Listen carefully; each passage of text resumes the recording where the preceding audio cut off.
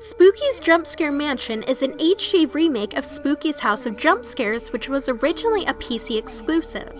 It was ported over to PS4 when it was enhanced.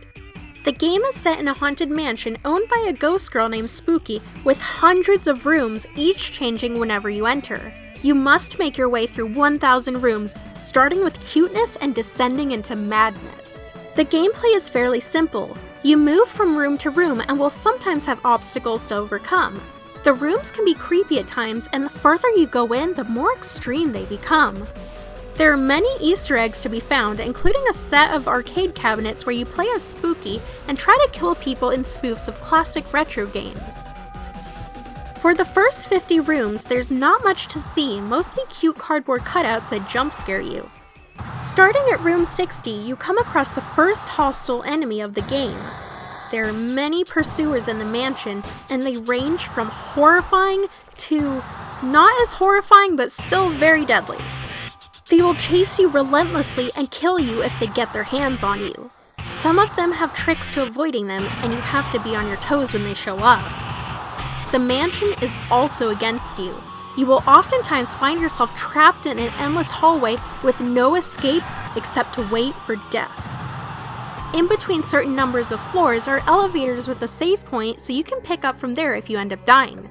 These areas become more and more scarce the further you go in, however. The setup of the game is reminiscent of Mind Maze from Encarta 95, which is probably way before most of my viewers' time.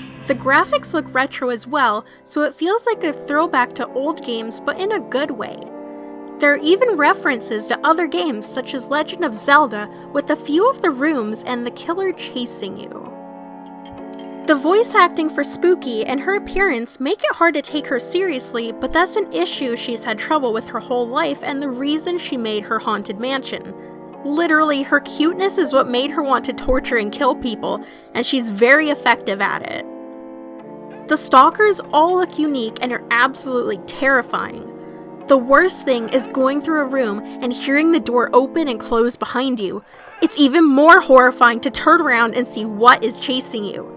Most of the time, I just kept running because looking back is always a bad choice. This is a very unique and fun game. It's even more fun playing with someone else, especially if you get stuck at certain parts. There's an endless mode that has exclusive enemies, and there's also a DLC called Karamari Hospital. This takes place in a hospital and is a huge throwback to Silent Hill and Dementium the Ward. This one is even creepier than the regular Jump Scare Mansion just because of the atmosphere. It has more back and forth rather than random rooms, but new things pop up depending on actions that you take. All in all, this is a really good game and I'm impressed by it. I didn't expect a fun or really creepy game, but it delivers. This is a fun game to play casually or if someone wants to get freaked out. Do not let the cutesy artwork of Spooky trick you though. This is definitely not a game for kids and it is a lot more intense than you might think.